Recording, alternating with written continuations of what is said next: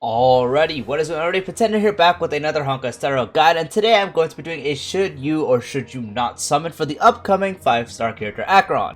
Acheron will be a part of the 2.1 first half alongside the Luotra rerun, and pretty much today I'm going to briefly go over her kit and sort of give examples on why you should, when you should, or why you shouldn't, and when you shouldn't summon. Obviously, this will overall vary from player to player because every player has different characters, every player has different needs and wants and likes and all that kind of stuff. For the most part, I'm going to try to cover every part as best as I can. And before I get into the video, if you guys say drop a like on the video, drop a sub, turn on the bell icon for future videos like this along with other type of guides, Honkai Star Rail news, summons, showcases, all that kind of stuff will be on the channel, and let's get straight into the video. So I do already have multiple videos going over Acheron's kit. I have a full build guide, all that stuff you can already check out. So I'm very briefly going to be going over her kit. I'm not going to fully read it out word for word. I'm just going to sort of describe it. Pretty much, her whole thing is mainly based around her ultimate. Acheron herself doesn't function around the main line energy gain. Pretty much, how it works is you have a thing called Slash Stream. As you see in the skills, this gains 1 point of Slash Stream. There are multiple ways of getting it. Mostly the way you get it is from using the skill or someone on your team inflicts a debuff on the enemy. Those are the ways you can get Slash Stream, and pretty much you need to go up to 9 points of Slash Stream. Once you have 9 points of Slash Stream, Acheron's ultimate will be available. As it does say here, when Slash Stream reaches 9 points, ultimate can be activated. Pretty much, her main damage source will be from her ultimate, and so the whole thing and the whole controversy about her being restrictive is because of the way she works. Not only that, she is sort of restrictive, as people might say, as this bonus ability requires up to 2 nihility characters to get the full bonus. As you see, 2 nihility characters other than Acheron will give you 115% or 160% of the original damage respectively. So if you have 1, you get 115, if you have 2, you get 160. So most people have been sort of being iffy on Acheron, and because of that, and they don't like restrictions and all that. And then a lot of people are also very on edge because the E2, what it does is it not only reduces the amount of nihility teammates you need by 1, so you only need 1 to get the full bonus. It also does give a point of Slash Stream and Crimson Knot. What Crimson Knot is it pretty much is a thing that ties into her kit. The more you have is the better, because the more you can remove, the more damage all it does. And so there has been a lot of issues with Acheron and the community. Overall, people are just not a fan of her whole restrictiveness. A lot of people are fine with it because the ways you get around it and the ways you properly run her with nihility teammates is very much manageable now with all the ideas we have. Yeah, the ideas we do have is running her with the nihility teammates and debuffers, such as, if we do look at the nihility cast of the game currently, we have Acheron, Black Swan, Silverwolf, Kafka, Welt, Gunaifen, Luca, Sampo, and Pela. But Acheron is a nihility character, but she is not a dot character. As we can see, most of these characters are dot based. Black Swan, Kafka, Gunaifen, Luca, and Sampo are all dot based nihility characters, while Silverwolf, Welt, and Pela are the only 3 nihility characters that are more debuff and not dot based.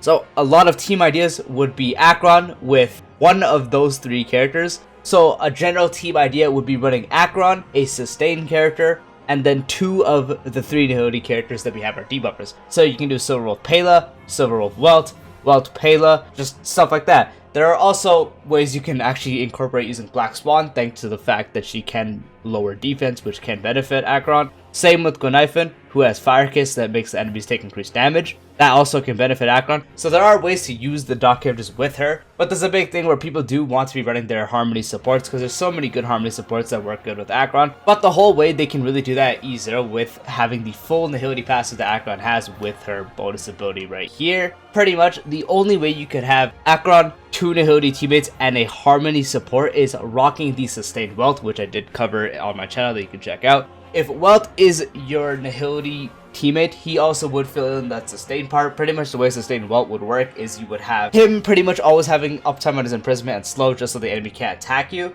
And so he would fill in the sustain part and would fill in the nihility part. So you just need to take 1 other nihility teammate, and the last unit would be someone like Sparkle, Ruan May, Bronia, all that kind of stuff. And so that was practically the only way you can actually run a Harmony support with getting full uptime on the Abyss bonus ability. The other way is getting E2, because with E2, you only need 1 nihility teammate now, so you would take Acheron, 1 nihility teammate, so most likely Silverwolf or Pela, but Welt also works, so that's 2. Then you would take a Harmony buffer, Sparkle, Ruan May, Bronia, Tingyu, and all that kind of stuff. And then the last slot would just be an actual sustained character. So the E2 does open a lot more possibilities and flexibilities within her team. So that's like sort of the issue that people have.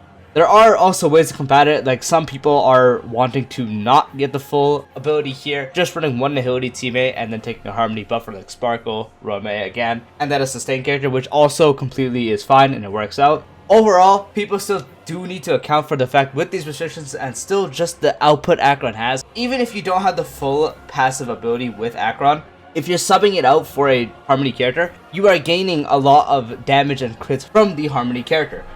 So with someone like Ruan-Mei, Sparkle, all that kind of stuff to help you negate the damage dealt loss, it still keeps her damage up to par. Acheron overall is going to be one of the hardest hitting characters in the game, if not the hardest hitting character in the game. So whether you are running the universal market strategy, whether you're running a team with 2 nihilities and a sustain, whether you're running 1 nihility character, a harmony buffer and a sustain, or you're running E2 Acheron with 1 nihility, 1 harmony, 1 sustain, all that kind of stuff, you still do need to account that the possible pathways with her all still result in Acheron doing insane damage. Yes, one might be better than the other, but all of them are still really good.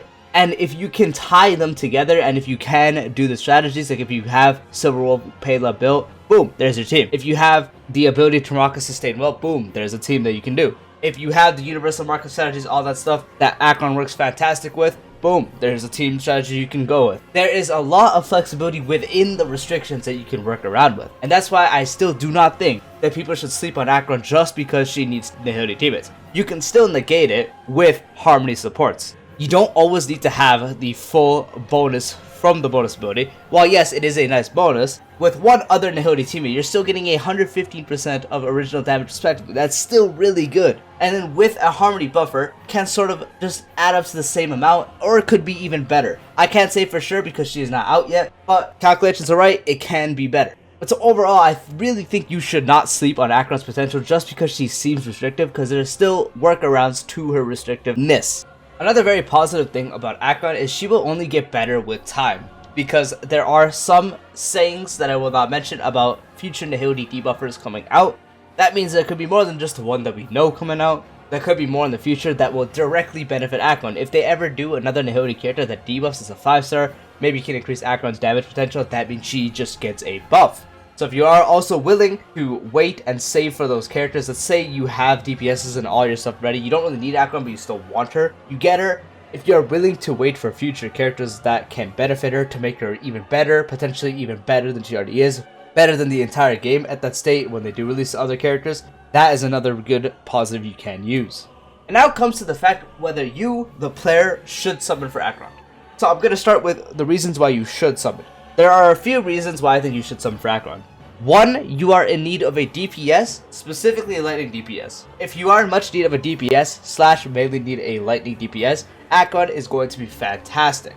So this is another thing of look at your account, see who you have and who you don't have, think, I might have some lack of DPSs, but I have more lack of sustains. As a general rule of thumb, in my opinion, sustains are a lot more important, because DPSs are nice and all, but you can't deal damage if you're dead, so sustain is really nice. So look at your account and ask yourself if you do have sustains, all that kind of stuff, because it is very important. If your answer is yes and you still need a DPS, Acheron will be a fantastic option. Another thing is to consider is if you do have at least 1 to 2 of these nihility characters built. Silver Wolf, Pela, Welt all being the best options. Black Swan, Gwenifin are still really good options as well. If you have any of those 5 ones built, you can run her with the team on Acheron, making your team effective.